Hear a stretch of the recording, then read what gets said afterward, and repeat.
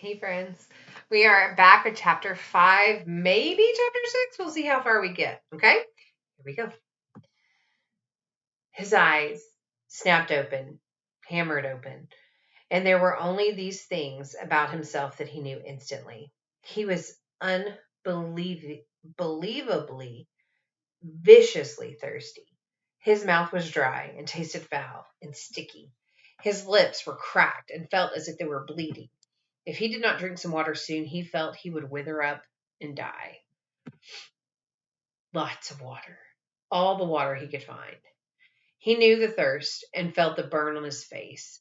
It was mid-afternoon and the sun had come over him and cooked him while he slept. His face was on fire and would blister and would peel, which did not help with the thirst, made it much worse. He stood using the tree to pull himself up because there was still some pain and much stiffness, and he looked down at the lake. It was water, but he did not know if he could drink it. Nobody had ever told him if he could drink or could not drink lakes. There was also the thought of the pilot down in the blue with the plane strapped in, the body. Awful, he thought. But the lake was blue and wet looking, and his mouth and throat raged with the thirst, and he did not know where there might be another form of water he could drink. Besides, he had probably swallowed a ton of it, sorry, while he was swimming out of the plane and getting to shore. In the movies, they always showed the hero finding a clear spring with the pure, sweet water to drink. But in the movies, they didn't have plane wrecks and swollen foreheads and aching bodies and thirst that tore at the hero until he couldn't think. So Brian took small steps towards the bank to the lake. Along the edge, there were thick grasses, and the water looked a little murky, and there were small things swimming in the water, small bugs. But there was a log extending about 20 feet into the water of the lake, a beaver drop from some time before, with old limbs sticking up almost like handles. He balanced on the log, holding himself up with the limbs, and teetered out past the weeds in the murky water.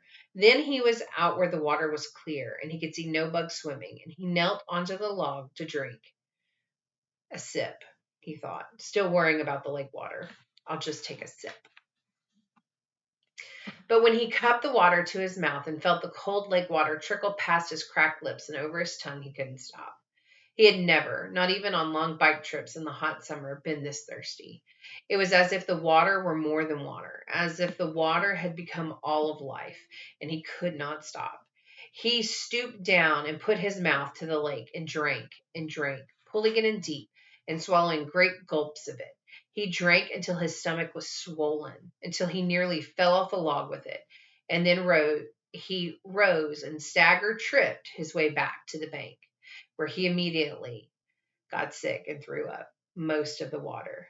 But his thirst was gone, and the water seemed to reduce the pain in his head as well, although the sunburn still cooked his face. So, he almost jumped with the words spoken aloud. Seemed so out of place, the sound. He tried it again. So, here I am. And there it is, he thought.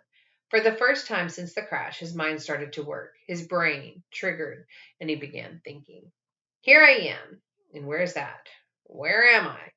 He pulled himself once more up the bank to the tall tree with the branches and sat with his back against the rough bark.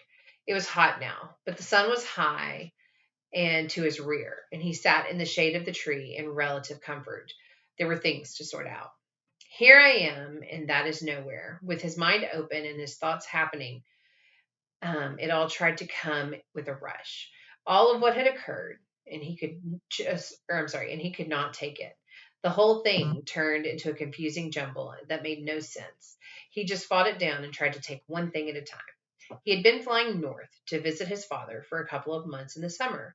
The pilot had a heart attack and he had died. The plane crashed somewhere in the Canadian North Woods, but he did not know how far they had flown or in what direction or where he was. Slow down, he thought. Slow down more. My name is Brian Robeson. I'm 13 years old. I'm alone in the North Woods of Canada. All right, he thought. That's simple enough.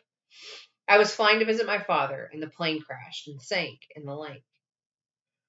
There, keep it that way, short thoughts. I do not know where I am. Which doesn't mean much. More to the point, do they not know where I am? They meaning anybody who might be wanting to look for me. The searchers, they would look for him, look for the plane. His father and his mother would be frantic. They would tear the world apart to find him. Brian had seen the searches on the news, seen movies about lost planes, and when a plane went down, they mounted an extensive search, and almost always they found the plane within a day or two. Pilots all filed flight plans and a detailed plan for where and when they were going to fly. With all the courses explained, they would come and they would look for him. The searchers would get the government planes and cover both sides of the flight plan filed by the pilot and search until they found him. Maybe even today. They might come today. This was the second day after the crash. No, Brian frowned. Was it the first day or the second day? They had gone down in the afternoon and he had spent the whole night out in the cold. So this was the first real day. But they could still come today. They would have had started the search immediately when Brian's plane did not arrive. Yeah, they would probably come today. Probably in here with amphibious planes, small bush planes, and floats that can land right here on the lake and pick him up and take him home. Which home? His father's home or his mother's home? He stopped thinking. It didn't matter. Either to his dad's or back to his mother's. Either way, he would probably be home by late tonight, early morning. Home where he could sit down, eat a large, cheesy, juicy burger with tomatoes and double fries with ketchup and a thick chocolate shake. And there came the hunger. Brian rubbed his stomach. The hunger had been there, but something else, fear, pain, had held it down. Now, with the thought of the burger, the emptiness roared in him. He could not believe the hunger. He had never felt this way. The lake water had filled his stomach, but left it hungry. Now it demanded food, screamed for food. And there was, he thought, absolutely nothing to eat. Nothing. What do they do in the movies when they got stranded like this? Oh, yes, the hero usually found some kind of plant that he knew was good to eat and just took care of it. Just ate the plant until he was full, or used to some kind of cute trap to catch an or used some kind of cute trap to catch an animal and cook it over a slick little fire. Pretty soon he had a full 8-course meal. The trouble, Brian thought, looking around, was that all he could see was grass and bush. There was nothing obvious to eat aside from about a million birds and a beaver. He hadn't seen animals to trap and cook. And even if he got one somehow, he didn't have any matches, so he couldn't start a fire. Nothing. It kept coming back to that. He had nothing. Well, almost nothing. As a matter of fact, he thought, I don't know what I've got or haven't got. Maybe I should try to figure out how I stand. It will give me something to do, keep me from thinking of food until they come and find me. Brian had an English teacher, a guy named Perpich, who was always talking about being positive, thinking positive and staying on top of things. That's how Perpich had put it. Stay positive and stay on top of things. Brian thought about him now, wondered how to stay positive and stay on top of this. All Perpich would say is that I've got to get motivated. He was always telling kids to get motivated. Brian changed position and was sitting on his knees. He reached into his pockets and took out everything he had and laid it on the grass in front of him. It was pitiful enough. A quarter, 3 dimes, a nickel, and 2 pennies. A fingernail clipper, blindfold with a a billfold with a $20 bill. In case you get stranded at the airport in some small town and you have to buy food, his mother had said, or some old pieces of paper. On his belt, somehow still, was the hatchet that his mother had given him. He had forgotten about it and now reached around and took it out and put it in the grass. There was a touch of rust already forming on the cutting edge of the blade, and he rubbed it off with his thumbs. That was it. He frowned. No, wait. If he was going to play the game, might as well play it right. Perpich would tell him to quit messing around, get motivated, and look at all of it, Robeson. He had a pair of good tennis shoes, almost dry socks, and jeans and underwear, a thin leather belt, a T-shirt with a windbreaker so torn it hung on him in tatters. and a watch. He had a digital watch still on his wrist, but it was broken from the crash.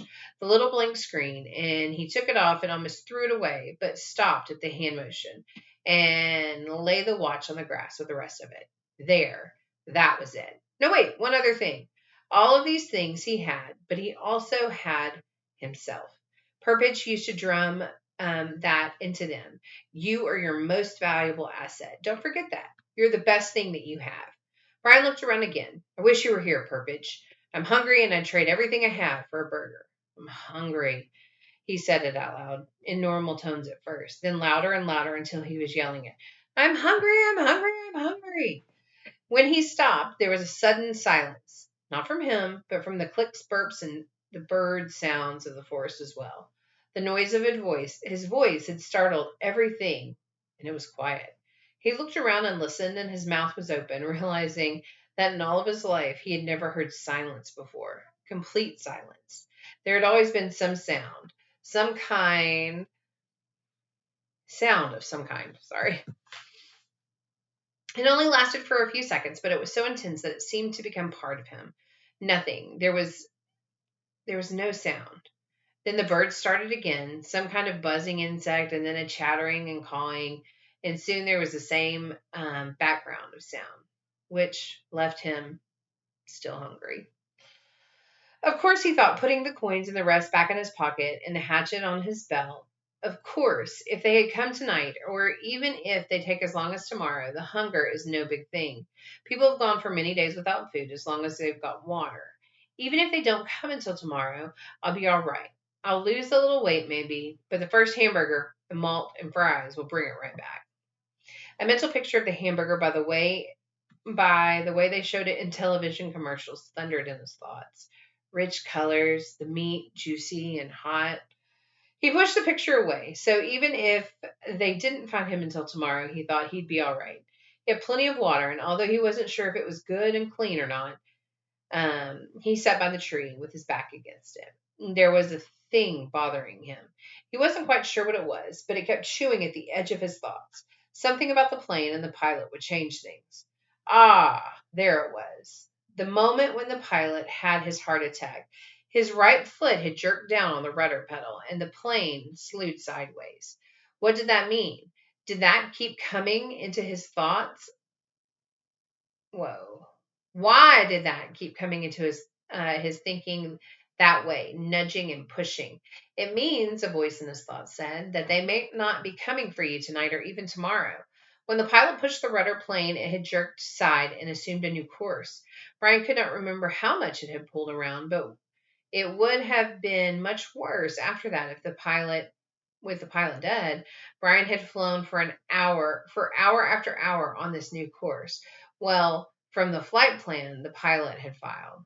Many hours, maybe 160 miles per hour even. If it was only a little off course, with that speed and time, Brian might now be several hundred miles off the side of the recorded flight plan. And they would probably search most heavily along the flight plan, of course.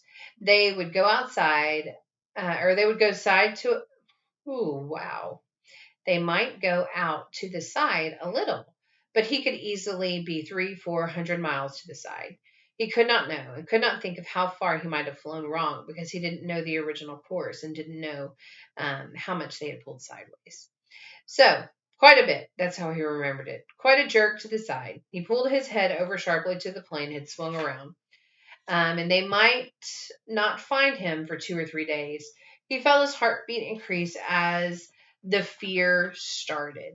The thought was there, but he had to fight it down, for a time and pushed it away, and then it exploded it out. They might not find him for a long time. The next thought was there as well. They might never find him. But that was panic, and he fought it down and tried to stay positive. They searched hard when a plane went down, and they used many men in planes, and they would go to the side, and they would know he was off the flight path and that he had talked to a man on the radio. They would somehow know. It would be all right. They would find him soon, maybe not tomorrow, but soon. Soon, soon, soon. Gradually, like the sloshing oil of his thoughts settled back and the panic was gone. Say they didn't come for 2 days. No, say they didn't come for 3 days, maybe even push that to 4. He could live with that. He would have he would have to live with that. But he didn't want to think about them taking longer. But say 4 days. He had to do something. He couldn't just sit at the bottom of his tree and stare down at the lake for 4 days and nights. He was deep in the woods and didn't have any matches and couldn't make a fire. There were large things in the woods. There were wolves, he thought, bears, and other things. In the dark, he would be open here, just sitting in the bottom of a tree. He looked around suddenly and felt the hair on the back of his neck stand up. Things might be looking at him right now, waiting for him, waiting for the dark so they could move and take him. He fingered the hatchet at his belt. It was the only weapon he had, but it was something. He had to make some kind of shelter. No, I'm sorry. He had to have some kind of shelter. No, make that more. He had to have some kind of shelter. He had to have something to eat. He pulled himself to his feet and jerked back his shirt down before the mosquitoes could get at him. He had to do something to help himself. I have to get motivated, he thought, remembering Purpich. Right now, I'm all I've got, and I've got to do something.